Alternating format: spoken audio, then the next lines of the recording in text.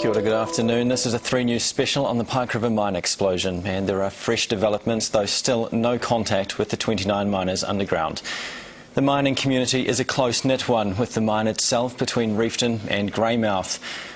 Just how close? Well, here's an example. 3 News has learned the loader grader, who was underground in a different part of the mine and got knocked out by the explosion but reached the surface safely, is called Daniel Rockhouse. His brother Benjamin is one of those still missing below, and their father is the health and safety officer at the mine. As Dave Gooselink reports, relatives of the missing got together in GREYMOUTH this morning, desperate for information. They gathered in the street at 7 this morning, GREYMOUTH Mayor Tony Cockshawn doing his best to console the inconsolable. So we're just hanging in there, like everyone's pulling together here, but you can take it from me, there's some terrible grief. Relatives of the miners wanted to hear any updates and fresh information. I gave him an overview of exactly what's happening, the amount of work being done up there at the moment. It's been hampered by the bad weather. The helicopters are trying to get gas samples out through the top and to take them out to Rapaho where Solid Energy have testers. It's been extremely difficult with low cloud. It's a very tight-knit community and the Mayor has a very personal connection.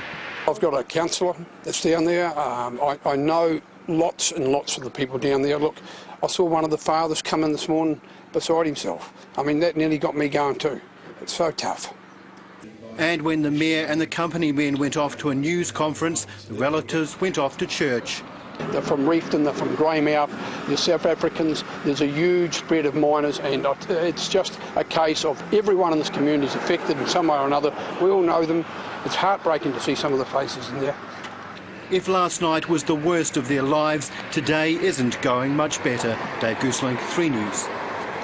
The rescue team still can't enter the mine because of the toxic gas level, but that doesn't mean the men underground have no air, as mine boss Peter Whittle told reporters this morning.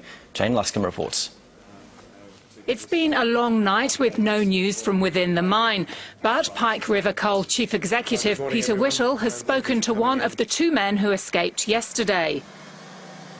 Being knocked to the ground, he believed he was knocked unconscious, but because he didn't have a watch on and time was not very difficult to tell when you're in a black coal mine, he believes he was knocked unconscious. He certainly believes he was knocked over by the blast, which was the first report we got. Since then we've subsequently determined that it was an explosion, most likely a methane explosion. Whittle's only been Chief Executive a month, but knows many of the men. Standing in front of the families and sharing with them the fact that when I look down the list, I can see the face of everyone on the list, and that I know what they are. And there's a brother underground of one of the guys that got out. There's a son underground of one of our mining officials, and he was there this morning. These are men that everyone in the room knows. Some of them I don't know as well from the contractors, local GREYMOUTH people, and they're known by a lot of other people as well. So very, very difficult. I know the mine. I've been there for every metre that was cut. I've helped choose every piece of equipment. It's a very personal thing for me. I've lived here for the last 5 years until just very recently, so it is a very personal event.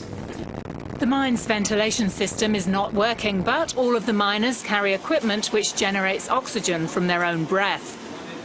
They're very much a self-escape apparatus. They're not meant to be sitting and waiting for rescue. What we do have underground at the moment is our compressed air line, which was obviously damaged in the blast because normally it runs at quite a high pressure because it's in a closed pipeline. At the moment it's flowing very freely and it's obviously open to atmosphere somewhere in the mine. So at the moment we've kept those compressors going and we're pumping fresh air into the mine somewhere. So it's quite conceivable that there's a large number of men sitting around the end of an open pipe waiting and wondering why we were taking our time to get to them. We don't have any knowledge of what's going on underground because we don't have any communication. Mine experts have to test the air before they can send the rescuers underground. If they can get in by chopper, the testing could be done in about an hour. But if they have to walk in overland, it would take at least 2.5 hours just to get to the vent. Whittle explained why the miners might not have tried to escape on their own. The best you can do is train them, show them what to do, give them the tools, and put them under the leadership of senior miners and mining officials who can lead them. If I was myself near the end of that pipe that was blowing fresh air, I wouldn't be going anywhere. I'd be sitting tight. You'd know you were in fresh air. You wouldn't know what the atmosphere was around the rest of the mine. If you had a mining official with you who understood gas and you'd already used up your self-rescuer, then you'd be saying, don't know what's between here and the surface, let's stay put, someone will come and get us. Whittle says there's one phone working in the mine, but so far no one's answering. That could be because they're staying put close to the air pipe. Jane Luscombe, 3 News. Well, among the many teams we have on the ground getting information is Dan Parker, who's live at Reefton. And Dan, the weather's a major factor, isn't it? It certainly is, Lachlan. It's been raining since we got here, and it's forecast to do so for the next 3 days. But the real problem is the low cloud you can see behind me. It makes any air work very difficult. Now, I was talking to a couple of helicopter pilots a short time ago, and they said, look, if that low cloud remains, then they can't fly. Now, the problem with that is that they've got to get some gas samples from the mine, and they need to do that as fast as possible. Now, without helicopters, that could take hours. You know, getting people on the land and up to the mine and back could take hours. So, look, the weather will play a major part in this rescue effort. OK, Dan, thank you. Well, the official news conferences by the mine company and police are all being held at GREYMOUTH. Hamish Clark is there. Hamish, what's the latest? Well, the press conference will take place at 2 o'clock at the GREYMOUTH police station. We expect that the CEO of Pike River Mine will be there, also Superintendent Gary Knowles, who's the Tasman District Commander. John Key, the Prime Minister, is also expected about 12, well, sometime between 12:30 and 1:30 this afternoon, so he should be here for the press conference as well, weather permitting, and we'll get an update as to how things have gone up at the mine. What success, if any, they've had in trying to get the samples of the air, of the gas, if they've been able to do that, and if they have any results of tests. And Hamish, you've been speaking with locals today. How are they coping? They're bearing up. Mandy Steele from the Red Cross has just popped down. She's been with the families at the Red Cross Centre there, and there are mothers and there are grandmothers and there are family and there are friends.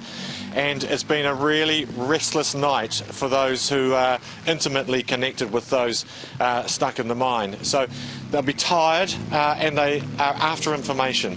But locals here are also, outside of those family members, locals in GREYMOUTH are also after information too. They want to know who's down there. They may have heard of who may be there, but they want to know who's there. They want to support them.